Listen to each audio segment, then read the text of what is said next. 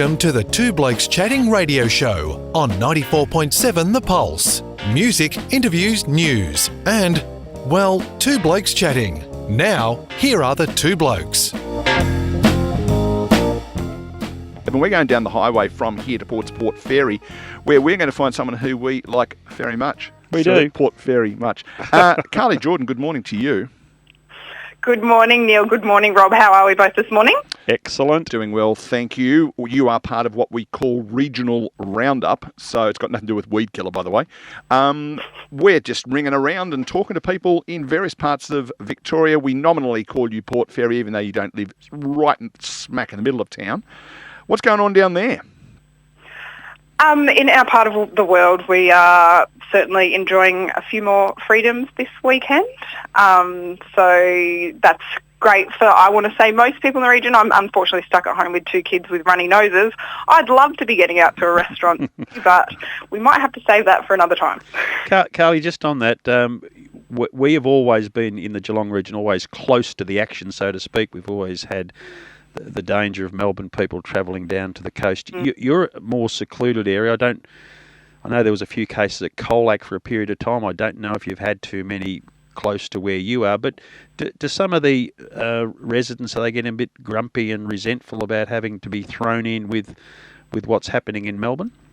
Yeah, absolutely, especially at the moment. I think there was a couple of cases. We had a case in Koroit, just north of me, and Port Fairy, but this is early days. Like that was, start of last year sort of thing. But like with this lockdown, it's been reasonably frustrating because we just haven't had anything out this way. So it is nice to have some freedoms again now, although it is, I want to say, a little bit bittersweet today with a couple of cases popping up in the regions today. So I'd say most people are trying to make the most of this weekend. Yeah, fair call. What would come? Yeah. You are very much connected to your community. Have you felt that it's had a negative effect, or was that good old country community that we know well, how well it operates, stick together, look out for each other? Is that sort of holding sway?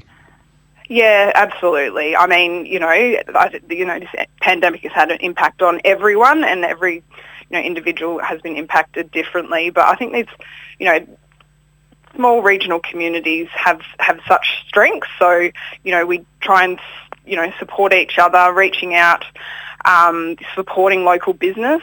It's been amazing to see that sort of support, going and making sure you grab some takeaway food to support local businesses. It's funny. Sorry, go on. No, I was going to say, it's funny you say that because I'm finding that generally people are buying into that concept more. That it's been talked about for a long time to support local, before COVID even. But I think now the message has come home a lot stronger to do that. And I sense around here, and from what I can gather talking to other people in other communities, that there is very much a look out for your own type of attitude.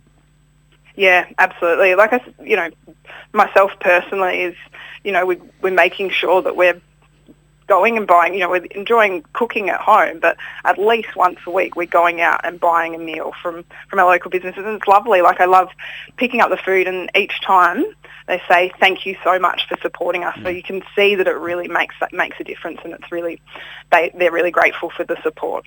I think the other thing is too, you look at a place like Geelong where you can be living in Geelong in inverted commas and be 15 k's out of town, and you might go, look, we'll go out on a Friday night, we'll go into town, we'll go to one of the bars, and have. Whereas because there's only been 5k limit, and you can go down to the local pub and take a takeaway meal home, there's a bit of discovery going on. Actually, you know what? It's not a bad little pub, the one in town, or the little cafe in town, or whatever. It's forcing people to try their local as well, and more often than not, they're better.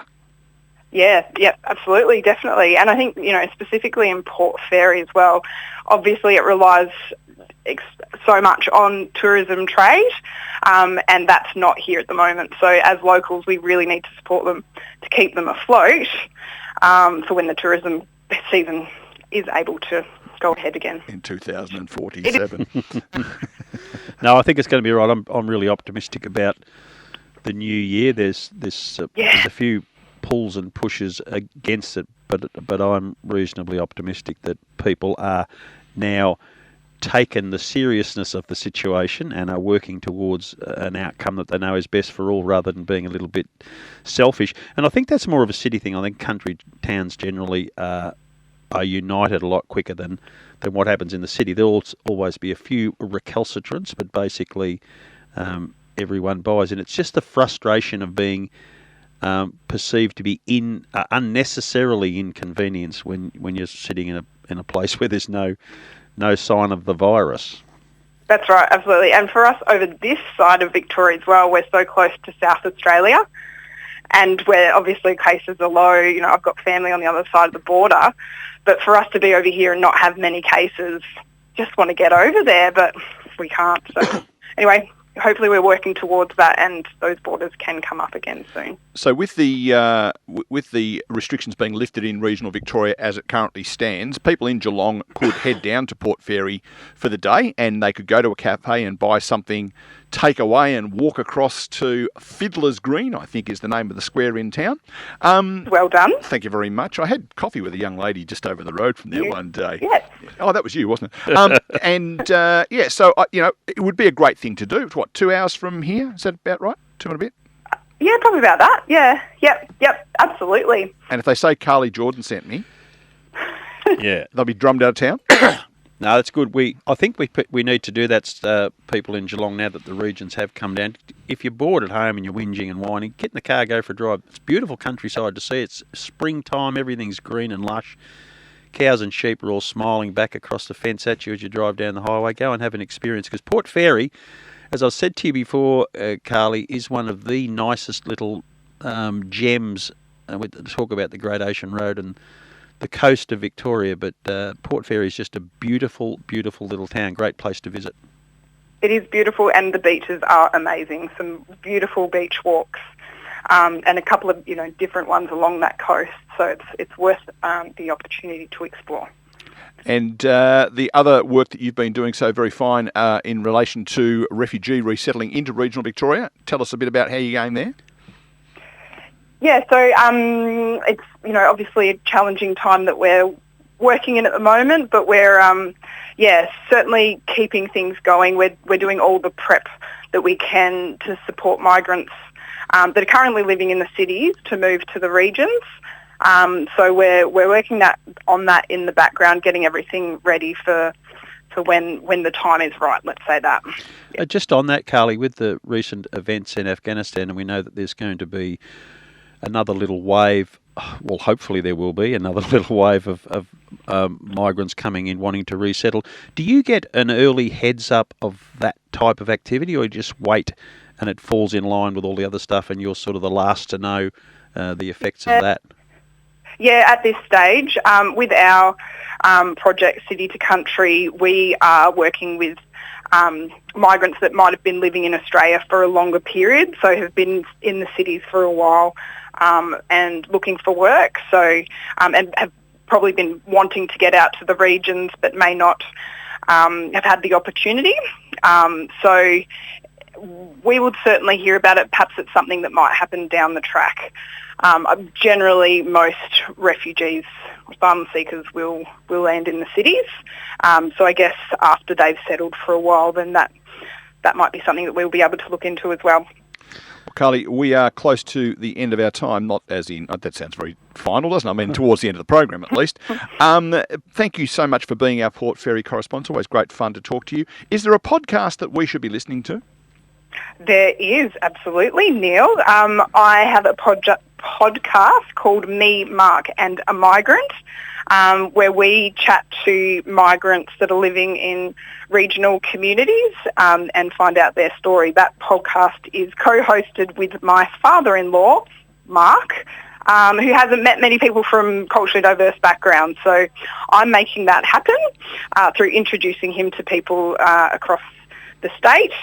Which is a lot of fun. So listen in. You can look for that on wherever you access your podcast, or just by searching Me, Mark and a Migrant. And just on we can get into it again soon. Yeah, well, hopefully you cover off on a lot of things. One of the things I've found out of ignorance, and people are a little ignorant in the sense that they get limited information and react to the small amount they get. But moving to a small country town to work some time ago, and in the building where I work, there are a couple of Afghani refugees, and listening to their stories and getting to know them. Most beautiful, beautiful, gentle souls are going around, and if you're in an environment, a community, and the opportunity to take in some Afghan refugees into your town, don't be concerned about it at all. They are magnificent people, great contributors to society, and I think it's one of the myths, as many other cultures are, but certainly the Afghanis are in the news at the moment, and it's very sad what's happening over there, and they are just lovely people. So hopefully there'll be a lot more of them coming. Absolutely, and hopefully we could get one as a podcast guest in the future. Yeah. No Can't trouble believe at you all. didn't say the Two Blokes Chatting Radio Show podcast, but that's okay. Thanks for joining us, Carly. No worries, thanks guys. All the best.